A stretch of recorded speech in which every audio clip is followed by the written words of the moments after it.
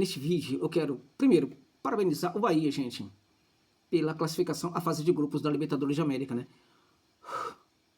Olha, meus amigos, deixa eu contar pra vocês, meus amigos e minhas amigas, eu confesso que eu estava preocupado, tá? E não cessou a preocupação depois que o Esquadrão conseguiu eliminar a equipe do The Strongest, que mais ou menos eu supunha já que seria eliminada pela equipe do Bahia, em virtude de que há um problema hoje no comando técnico lá da equipe, há uma contradição entre as aspirações da equipe, a maneira como a equipe sempre jogou, e o comando do banco de reservas que, né, é exercido pelo técnico Antônio Carlos Zago, né? Havia muita fragilidade na equipe do Strongest, então eu mais ou menos supunha que as coisas poderiam não ser tão complicadas assim para o Bahia e que o Bahia seria eliminado pelo The Strongest caso o Esquadrão complicasse a sua própria vida. O Esquadrão não complicou sua vida, né? Principalmente no jogo no Sirius, né, em que a equipe do Bahia conseguiu fazer teve um planejamento muito bom, muita altura do clube grande que é, né, fazendo uma leitura precisa das dificuldades que os jogadores teriam. E o Bahia sobrou lá no Sirius, lá nas nuvens, né, e conseguiu lá no Sirius eliminar a equipe do The Strongest, na minha opinião, tá? Não foi na Fonte Nova, não. A eliminação começou, né, lá no Sirius. Acho que ela, né, acabou, né? Ela se concretizou lá no Sirius, né? O jogo da Fonte Nova foi apenas ali protocolar, digamos assim, né? Não fiquei menos preocupado quando o Bahia foi encarar o Boston River do Uruguai. Time pequeno, simpático, já visitei, né? É um tipo de clube lá do Uruguai. Quando você chega lá para conversar com o pessoal tá almoçando, você almoça junto. Você almoça junto. Por 3 vezes isso já aconteceu, né? 3 vezes isso já aconteceu com clubes, né, lá da capital, né, lá do Uruguai, e uma vez com um time do interior do Uruguai, né? Portanto, 4 vezes, né? Há uma simpatia, há, né, algo bem legal aí nesses clubes pequenos lá do futebol uruguaio, né? E o Boston River é uma equipe que tem muito coração, e deixou isso evidentemente claro nessa partida contra o Esquadrão. Nessa partida na Fonte Nova, o Bahia teve o domínio do jogo. O Bahia sabia perfeitamente o que estava a fazer em campo, mas o Bahia não conseguia, né, gente? O Bahia estava com realmente muita dificuldade para colocar a bola para dentro, né? O Bahia estava com dificuldade enorme para fazer justamente aquilo que fazer gols, né? Gol enfim, né? É necessário fazer gol, né? O Bahia não estava conseguindo e podia, a qualquer momento, uma bola vadia, né, sofrer um gol de empate da equipe uruguaia. O Bahia teve 69 para 70% da bola, chegando a 74% em alguns momentos da partida, né? O Bahia teve 23 finalizações contra 6 da equipe uruguaia. O Bahia teve 5 finalizações corretas em direção ao gol, né? E aí temos um problema. O Boston River teve 0 finalizações em direção ao gol. Aí não temos um problema. Não temos. Porque o Boston River é uma equipe muito frágil em termos de finalizações, né? Então, isto nos diz que é natural, é normal que uma equipe que tenha 6 finalizações não consiga colocar nenhuma em direção ao arco, tá? Nenhuma. É o esquema tático? Não. Eu diria para você que é mesmo a qualidade dos jogadores de frente. O Bahia teve 23 finalizações. Gente, amigos e amigas, tá? Dessas 23 finalizações, o Esquadrão conseguiu apenas 5 em direção ao gol. Ok? Neste caso de 23, né? Neste caso de 23, o Bahia precisava pelo menos aí, vamos lá, de umas 8 finalizações, né? 8 finalizações corretas no mínimo, né? Para dizermos aí que está mais ou menos bem. O ideal, uma equipe muito bem trabalhada, quando está muito bem, né, arredondada ali no setor de ataque, é que numa situação de 23 finalizações, a equipe consiga mandar no mínimo a metade disso em direção ao gol, né? O mínimo aí, 8, né, salvaria a barra, né? 5 está muito abaixo. O que isso explica, gente? 2 coisas. Infelizmente, uma delas tem a ver com o trabalho da comissão técnica, que precisa aprimorar, né, a chegada da sua equipe, não somente a chegada, né, mas a presença da sua equipe. Acho que o termo mais apropriado é presença da sua equipe no terço final. Como é que a equipe trabalha essa bola no terço final? Como é que a equipe faz para saber lidar com as armadilhas defensivas, né, colocadas pelo adversário dentro de campo? Como é que a equipe fura o bloqueio defensivo? Como é que a equipe ataca os espaços, os curtos espaços que temos ali no terço final?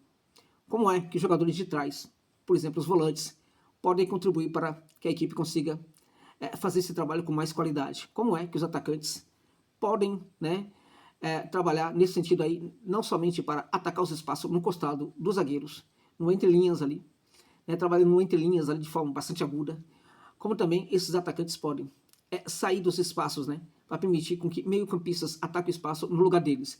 Como tudo isso pode ser feito? E nesse sentido a gente precisa concluir que tem alguma coisa que precisa melhorar. Normal, o trabalho está no começo da temporada.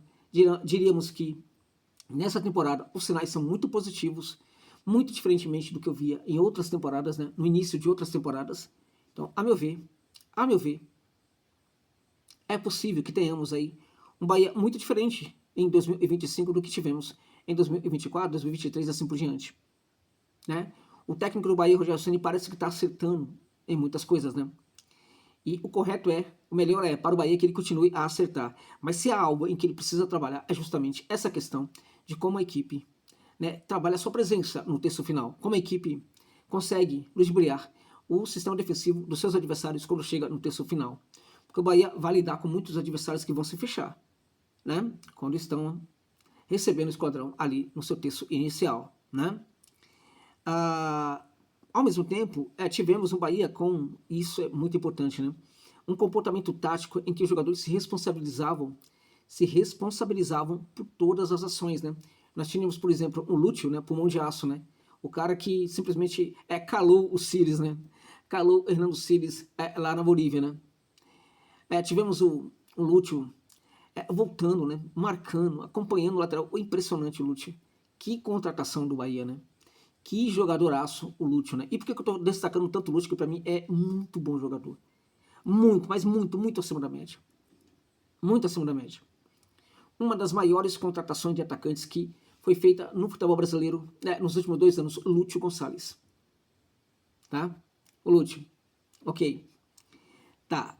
E por que eu tô falando tanto dele? Por que eu tô, né, chamando, fazendo a atenção? Na verdade, eu falei Lúcio Gonçalves, né? O Lúcio Gonçalves é o Lúcio, ex-jogador argentino, já aposentado, hoje técnico, que está no comando do banco de reservas do Furacão. Permita-me. Não é a primeira vez, não é a segunda vez, não é a terceira vez que eu faço essa confusão. Lúcio Rodrigues, né? Lúcio Rodrigues. Um é argentino, outro é uruguaio. Lúcio Rodrigues, né? É isso. O Lúcio mandou bem demais, né? Jogou bem demais. Mas é um jogador que pode ser 9, mas é sobretudo um segundo atacante. É um jogador que pode ser 9, mas é um jogador que pode trabalhar pelo lado do campo.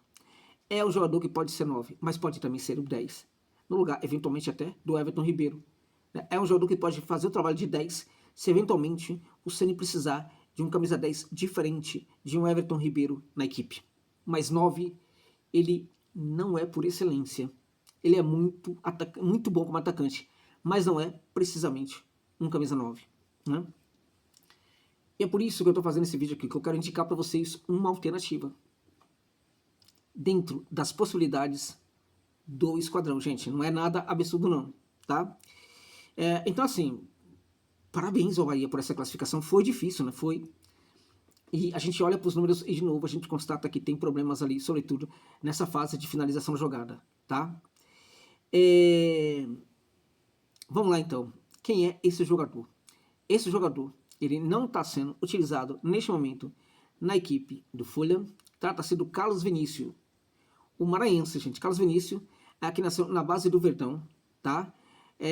O jogador que, na verdade, base Santos Verdão, né? Porque aí, ainda na base, foi transferido do Santos para o Palmeiras, tal, foi do Palmeiras. Na base do Palmeiras, que ele consegue realmente ser um jogador preponderante a ponto de subir depois, né? O Palmeiras foi empresta para a Caldense, aí foi emprestado para uma equipe, para outra, tal.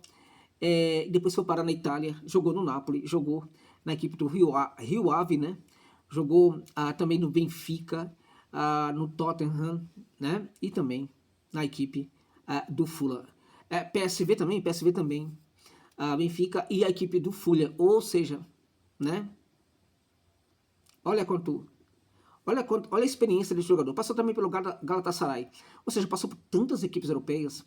E o Carlos Vinícius, ele tem apenas 29 anos.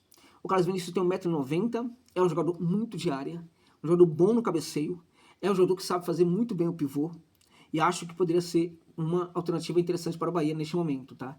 Não é nada contra o Lúcio Rodrigues, né? É tudo em favor do Bahia olhar para a possibilidade de ter um camisa 9, gente, porque, veja, o Lúcio é muito bom, mas a questão, por exemplo, às vezes a saída da área, a saída do espaço, para que esse espaço seja ocupado por um meia ou por um outro atacante, quem faz isso muito bem é um camisa 9. Porque o camisa 9, por excelência, é o jogador que ocupa um setor ali do ataque, por excelência, que é um setor vital para a equipe, né? É o setor central. Na área central, é a área central, ali, né, no entorno da área, este é o local em que mais os defensores se preocupam. É o local que os defensores, enfim, canaliza toda a sua energia. Então não é somente um defensor, às vezes, que está preocupado com o centroavante quando ele está ali naquela posição. Às vezes tem 2 marcadores ali. Às vezes tem 3 marcadores ali. Às vezes tem 1. E os 2 outros marcadores do lado do campo são marcadores que não estão marcando nada do lado de campo. Estão o tempo inteiro atentos o que pode acontecer ali no centro, tá? Como o Lúcio não é por excelência um 9, ele nem sempre está neste local. Então facilita para a marcação. Então quando ele está, por exemplo, um pouco mais ao lado do campo, ali no terço final, ele sai desse espaço para que ele seja ocupado por um zagueiro, não fica tão complicado assim para a zaga. Então, é importante o Bahia olhar para essa possibilidade de ter um camisa 9, mas não um camisa 9 cabeção de bagre, como alguns aí que já, né, vestiram a camisa e tal, mas um camisa 9 realmente de qualidade. Por que eu estou falando no Carlos Vinícius? Porque ele não está a ser utilizado pelo Fulham, tá? E há informações de que a equipe inglesa, né, não veria assim, nenhum problema em negociá-lo neste momento. O valor de mercado dele, segundo o Transfer Market, está em torno de 4 milhões de euros. Eu diria que não foge muito disso, não, tá? Mas ainda que fosse um pouco mais, eu acho que poderia até valer, né? O Fulham estaria disposto a negociar esse jogador e já começa a haver interesse de equipes brasileiras pelo Carlos Vinícius, tá? Tem pelo menos 2 times aqui no Brasil que estão neste momento interessados no Carlos Vinícius. Então veja, o Fulham parece que deseja negociá-lo, né? O entorno do jogador, né, os seus empresários, parece também que acham interessante a possibilidade dele voltar para um grande aqui do futebol brasileiro, né? Então tudo concorre aí, o Fulham quer facilitar a negociação, ele quer voltar para o Brasil, né, e tem clube interessado nele. Tudo, na verdade, facilita para que o Carlos Vinícius possa vestir a camisa de um grande aqui do futebol brasileiro. Quem é que precisa dele? Algumas equipes precisam, mas o Bahia precisa muito. Por isso que eu estou indicando esse jogador para o Bahia. E claro, para você que torce para o Esquadrão, agora é jogar o nome dele nas redes sociais para despertar aí, né, a atenção dos dirigentes, de tal sorte que, de repente, né, eles possam olhar para essa possibilidade. Porque, na minha opinião, poderia, em teoria, ser um excelente reforço para o Bahia, meus amigos e minhas amigas. É isso. Se gostou da análise, deixe um valor demais ou principalmente um Pix para dar uma força aqui para o canal, de qualquer valor, tá? Muito obrigado a você, torcedor e torcedora do Bahia, pela força constante a este trabalho aqui. Muito obrigado. Se você puder deixar um Pix, fico muito grato. Se não for o caso, tá tudo muito bem, tá? Entre sábado e domingo, farei um vídeo aqui para falar do melhor grupo possível para o Esquadrão, tá? Deixe no comentário aí, deixe sugestões, crítica, o que você quiser. Muito obrigado por tudo. Muita sorte ao Bahia e parabéns ao Bahia pela classificação à fase de grupos da Libertadores de América, meus amigos e minhas amigas. É isso.